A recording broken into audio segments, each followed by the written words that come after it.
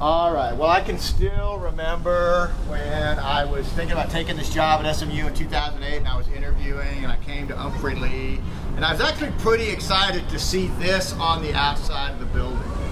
All right, it was like, wow, the First Amendment, how awesome is that?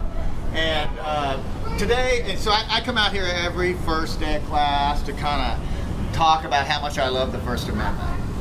And really, I love lecturing about this like on July 5th, because one of my radical thoughts is I really do think America is the greatest country in the world. All right, and I think what makes it the greatest country in the world actually is the First Amendment. All right, the fact that we have this freedom is a really key pretext to world changing and affecting things in profound ways.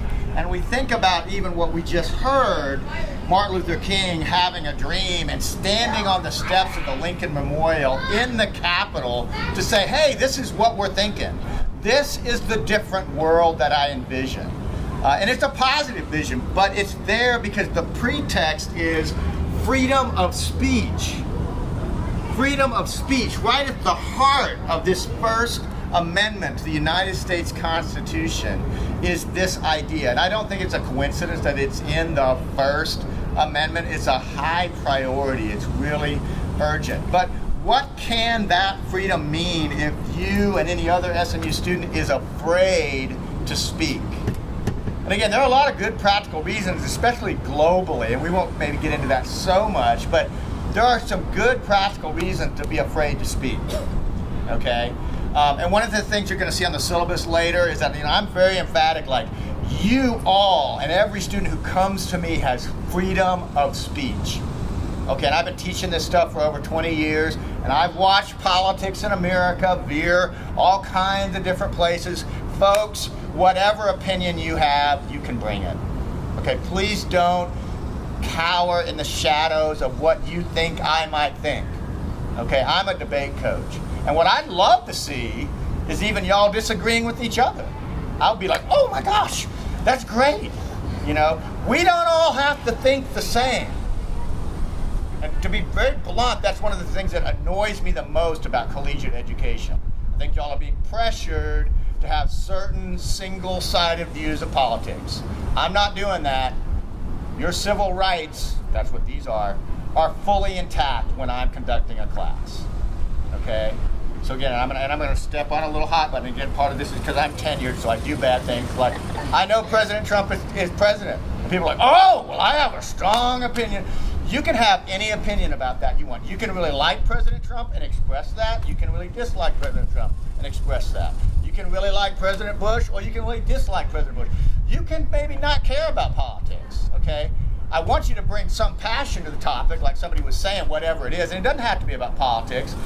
This class is dedicated to a framework of civil rights and free speech, and colleges and universities need to rise to the standard set in this text, okay? It shouldn't be worse at colleges and universities than it is in the general public, and I'm sorry to say I think in many instances it is lower.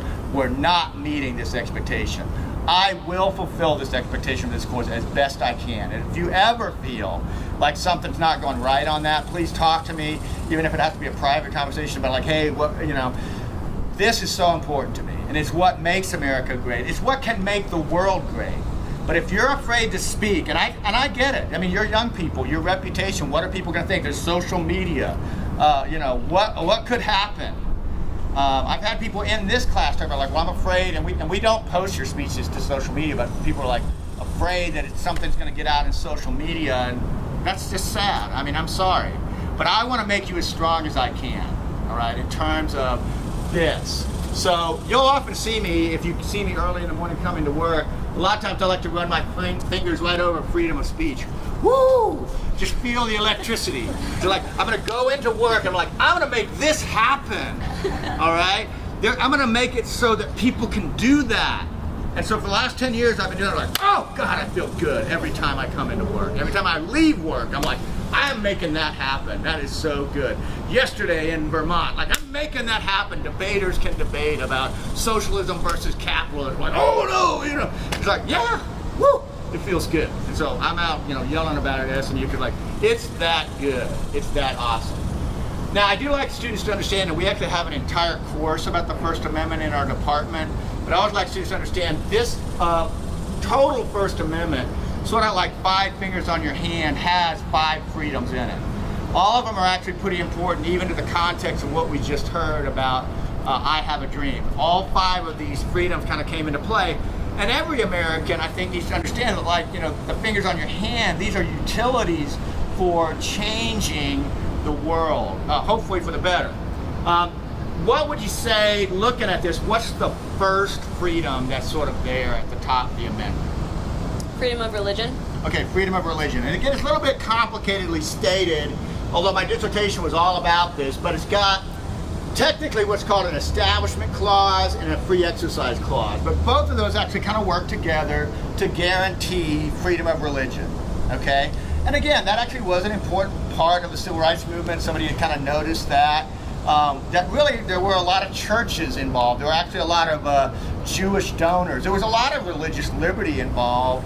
And even Malcolm X, as a Muslim, was involved in religious arguments to make civil rights happen in the United States. So, and again, yes, of course, people are free to not be religious, but there is religious liberty in the United States. And that has, for all of the U.S. history, been an important part of how change happens. So there's a number 1. There's a freedom of religion. So what's the second freedom that we see here? And we actually already talked about this. Freedom of speech. Okay, and that's what I'm going to be focusing on. I'm going to try to make this happen.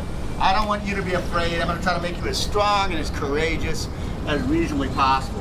What's the third freedom that we see here? Press. And that's really like journalism. And again, part of why this is here is our journalism program for SMU is inside this building. Are any of you journalism majors? Oh, very good, okay. Yeah, and so taking some journalism classes. So we need a free press. And without that, you know, we can't challenge authority. We can't even know what the current events are. We can't know what's going on. King can't understand what's going on in Birmingham, or, you know, what happened to the Freedom Summer activists in 1964. We need a press to do their job, and they need to be free. Okay, so that's the third freedom. What's the fourth freedom in this set? A little bit more obscure. What do you say? Assembly, okay? And that might seem strange, but we can get together. We can sort of come together and say, like, well, you know, I'm kind of agitated about this, you know? And that, it seems strange, but in a lot of closed societies like Zimbabwe or North Korea, you can't get together in a crowd without the government saying, like, well, what are you doing? What is this about? Are you trying to overthrow? I mean, there's an immediate suspicion of people assembling and getting together. But you can be a homeowners association, you can get together, you know, as college students for some activist cause. You can assemble, you can get yourselves together. That is your fourth freedom. And then what's the fifth and final freedom here?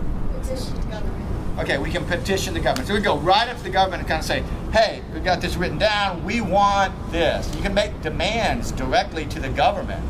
And again, I think this probably seems natural to us, but it wasn't natural in 1791. All right, this was, and this is what we were saying yesterday, hopefully, it's like revolutionary.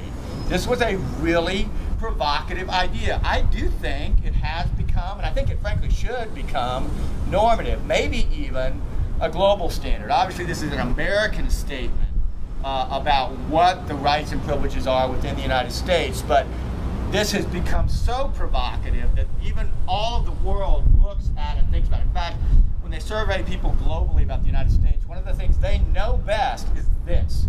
And in fact, within it, freedom of speech. That's something that if you're in Iran or North Korea or whatever, they actually know about freedom of speech, and they like it. They think that's a good thing about America. So, but you can do all of these things with the First Amendment.